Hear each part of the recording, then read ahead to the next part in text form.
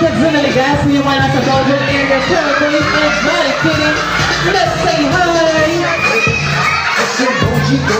Alright.